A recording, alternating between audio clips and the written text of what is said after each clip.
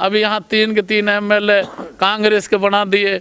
दिन भर जाके वहाँ चंडीगढ़ में बैठ के हमारे सीएम की तारीफ करें, वहाँ के चारों बगल पीएंगे हुक्का बैठ के और ही ना के वहाँ उल्टी बात करते हैं कि ये जो कट्टर बीजेपी आरएसएस का है। और मैं फ़ख्र करता हूँ कि मैं बीजेपी आरएसएस का कट्टर चेहरा हूँ, इसमें कोई शक नहीं है। और मुझे फ़ख्र है अपने मुसलमान होने पे भी। मैं मुसलमान भी अपना कट्टर और सच्चा पक्का मुसलमान हूँ, और सच्चा पक्का ही मैं अपना देशभक्त हूँ। लेकिन अपने 10 की 10 पंचायतों को लेके गया और उनको लगभग 1.5 करोड़ रुपए मैं दिला के लाया हूँ, और आगे भी मैं लगातार जो है काम कराने में तेज़ी से रुचि लूँगा। मैं हूँ जाहिर खान और आप देख रहे हैं डीटीवी न्यूज़।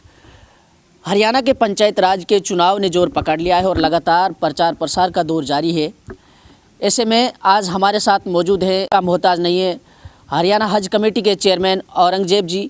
इनसे भी बातचीत करेंगे और जानेंगे, सभी मुद्दों पर चर्चा करेंगे, क्योंकि औरंगजेब के साहिबजादे सनाउल्लाह ने वार्ड नंबर 23 से जिला परिषद पद के लिए ताल ठोक दी है। सब कुछ जानेंगे सिलसिलेवार। आखिर मेवात के पिछड़ेपन की मेन वजह क्या रही, मेवात के असल मकसद क्या है पिछड़ेपन के, और आगे क्या प्लानिंग्स होंगी, मुद्दे क्या होंगे, क्या एजेंडे होंगे, सब कुछ जानेंगे। सर पहले तो बहुत बहुत स्वागत है हमारे चैनल में जुड़ने के लिए, और शुक्रिया जो आप हम तक यहाँ पहुँचे, शुक्रिया। सर किस तरीके से देख रहे हैं, अभी पंचायती राज का चुनाव होने वाला है, ऐसे में क्या मुद्दे होंगे, और मेवात के अगर सियासत पर नज़र डालें तो अब तक क्या हुआ है, क्यों, क्या वजह रही है मेवात के पिछड़ेपन की? असल में जी चुनाव तो पहले से भी होता आए हैं और होते रहेंगे। पहले भी बहुत सरकारें बनी हैं, कांग्रेस की बनी, हवीपा की बनी, चौटाला जी की बनी, लेकिन भारतीय जनता पार्टी की एक इन सब से एक अलग ही तरीक़ा से जो है पार्टी बनी है। हमारे आदरणीय मुख्यमंत्री जिस तरीक़ा से वह सभी पूरे हरियाणा को साथ लेके जो चले हैं, जिस तरीक़ा से सर्वधर्म को और सभी हलके को साथ जो लेके चले हैं, वो काबिल तारीफ़ है।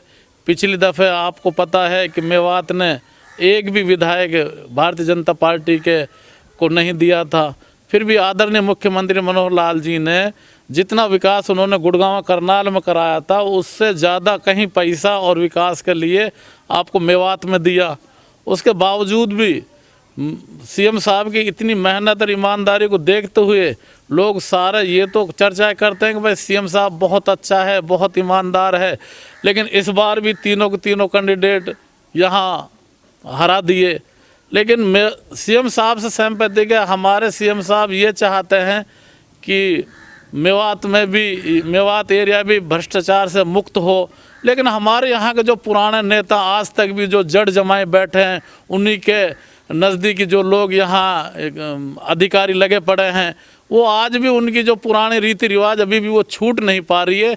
हालांकि सरकार पूरा तवज्जो दे रही है कि इनको कम से कम इनको मतलब इनसे इस मेवात को निजात दिलाएं इस भ्रष्टाचार से, लेकिन सरकार का इसमें कोई दोष नहीं है। हमारे यहाँ के जो लोकल पुराने कि इनकी एक परंपरा रही है, इनको ईमानदारी, अच्छे काम, विकास से कोई कम तवज्जो देते हैं। ज़्यादातर यहाँ के लोग जो झूठ की राजनीति करते हैं, लूट खसोट की राजनीति पे वो करते हैं, एक दूसरे पे वो शिकंजा चढ़ाना, उन पे ज़्यादा ध्यान देते हैं।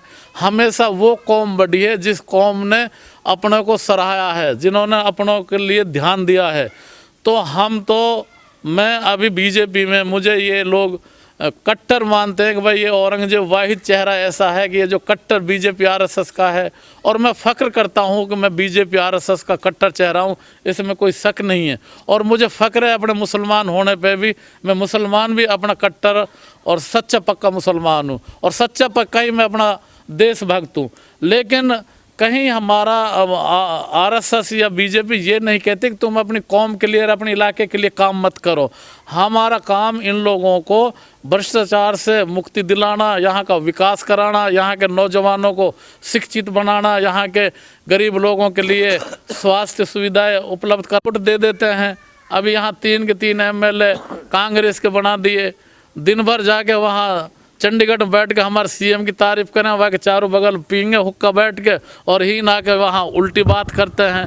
तो ये लोग कभी कहीं सच्चे ना हुए। मुझे आज 28 साल हो गए, 30 साल होने वाले हैं बीजेपी में, जबकि बीजेपी सरकार मात्र अभी 6-7 साल से है। तो मैं आज भी सुकून में हूँ। और धीरे धीरे लोग जितने भी हमसे बन पा रहा, हम लोगों के काम कर रहे हैं। अभी जैसे ही चुनाव आए तो मैंने आदरणीय मैं अपने डीसी साहब से मिला हूँ, सीओ साहब से मिला हूँ। अगर भाई चुनाव आ गए हैं तो मुझे भी अपने बेटे को जो चुनाव लड़ाना, तो मैं किस मुंह से गांव में जाऊंगा जब सरकार मेरी चल रही है।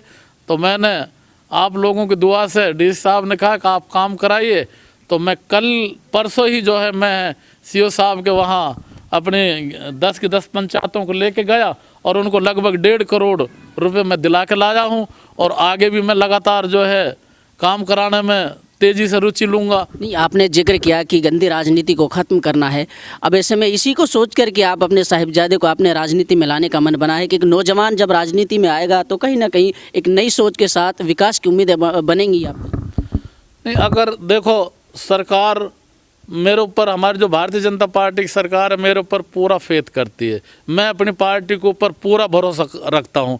मेरे चाहे पीएम साहब हों, चाहे मेरे सीएम साहब हों, चाहे मेरी पार्टी के अध्यक्ष जी हों, चाहे मेरी पार्टी के मंत्रीगण हों, सभी मेरे अपने परिवार है, मेरा भाई हैं। अगर हम अपने बेटे को यहाँ जिला पार्षद बनाएंगे और यहाँ की जनता हमको वोट देगी तो जिला प्रमुख भी बनना हमारा तकरीबन निश्चित ही रहेगा। कि मैं गर्व करता हूँ अपनी पार्टी के ऊपर, अपने नेताओं के ऊपर। तो मैं इसलिए अपने बेटे को आगे ला रहा हूँ कि कम से कम यहाँ मेवात के साथ जो आज तक अत्याचार, जुल्म, जो भेदभाव होता जा रहा, कम से कम हम उनको मिटा के चलें, यहाँ के लोगों को एकदम अग्रसर करें आगे काम के लिए। और जैसे अब आप लोगों को पता है कि 39 जई पूरे 70 साल में ना लगे। आदरणीय मुख्यमंत्री की बिना खर्चा, बिना पर्ची के हमारे निष्पक्ष 39 हमारे जय यहाँ लगे हैं मेव बिरादरी के। तो वो कोई बीजेपी के कार्यकर्ता नहीं थे। हमारी पार्टी का एक वो है संदेश कि भाई लड़का परिवार कोई भी हो, सारे हमारा जो हरियाणा के में जितनी भी जो जनता है, पूरा हमारा मुख्यमंत्री करता है, पूरा मेरा परिवार है। नहीं सर, आपने एक बड़ी बात कह दी है कि जिला प्रमुख के लिए आपने ये वादा किया है ऑन द कैमरा, लेकिन सबसे पहले तो जिला परिषद की सीट निकालना है। लेकिन उसके बाद मेवात के भी कुछ बीजेपी के बड़े नेता भी इस फहरिस्त में शामिल हैं, वो भी जिला प्रमुख के लिए दावेदारी पेश कर रहे हैं। देखो जी, बीजेपी जो पार्टी है ना, वो एक समुंदर है, वो बहुत बड़ी पार्टी है।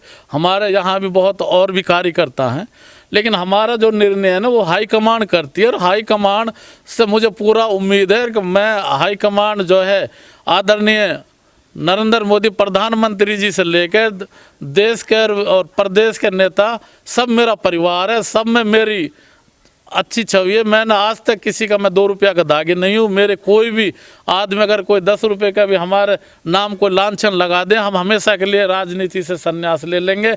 हमारी पार्टी निष्पक्ष है, हमको सेवा भाव सिखाया है, सबका साथ, सबका विकास, सबका विश्वास, उसी तर्ज पे हम चल रहे हैं। आज भी आप लोग भी पत्रकार हो, आप लोगों की भी छवि है, आप लोग भी सभी नेताओं से सभी इलाके में घूमते हैं, ये चीज़ आप भी अच्छी तरह समझते हैं कि कौन नेता अच्छे हैं, कौन ख़राब है, कौन का क्या हिसाब किताब है। लेकिन इंशाअल्लाह हमारे यहाँ देर आए दुरुस्त आए। अभी सरकार हमारी चल रही है, आगे भी हमारी, अब के हमारे लोग कहते हैं अगली बार भी अगर हमारी 70 सीट ना है कम से कम, तो ये सरकार तो 50 साल तक तो कंटिन्यू चलती रहेंगी। इन सरकारों पे हमारे पे कोई फ़र्क ना पड़ सके। जी, बहुत बहुत शुक्रिया हमारे साथ जुड़ने के लिए। देखिए साहब, ये थे हमारे साथ हरियाणा हज कमेटी के चेयरमैन औरंगजेब जी। उनके साहिबजादे जो वार्ड नंबर 23 से जिला परिषद की दावेदारी पेश कर रहे हैं, उनसे भी बातचीत करने की कोशिश करेंगे। आप एक नौजवान हैं, आपने राजनीति में आने का फैसला किया है, किस तरीके से लोगों के बीच में जा रहे हैं, किस समर्थन आपको मिल रहा है? अभी तक जो मैंने जो माहौल देखा है यहाँ पे, तो काफ़ी गांव में मैं घूमा हूँ, बैठा हूँ, लोगों के पास बैठना उठना आना जाता होता है, तो बहुत ही अच्छा मुझे वो मिल रहा है। सभी मेरे भाइयों का, मेरे जितने भी गांव आ रहे हैं मेरे इसमें वार्ड में, तो सभी का बहुत अच्छा हुआ है। सभी ने मुझको मतलब आगे बढ़ने के लिए कहा है। सनावल्ला जी, आप एक नौजवान हैं और मेवात का नौजवान एक बहुत काबिल और समझदार है। अगर उनको सही डायरेक्शन, सही गाइडलाइन दी जाए तो कहीं ना कहीं कुछ कर सकता है। उनको सही मोटिवेशन, सही तरीके का एक नुमाइंदगी नहीं मिल पाती है। नौजवान होने के नाते अगर जनता आपको चुनती है तो उनके लिए क्या प्लानिंग रहेगी आपकी?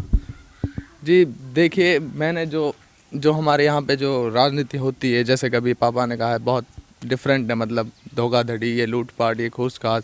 और हमारा तो ऐसा कुछ ना तो पहले था, सब जानते हैं, हम भी यहीं से हैं।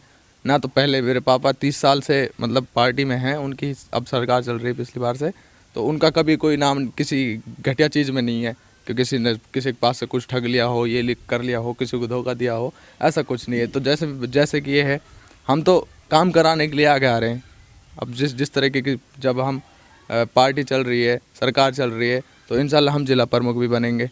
ठीक है जी। तो इसमें हमें काम कराने पब्लिक के, जो काम आज तक किसी ने नहीं कराए शायद, वो सब इंशाल्लाह हम कराएंगे। जनता को क्या संदेश देंगे? वार्ड नंबर 23 की जनता कैसे नेता को चुने इस बार?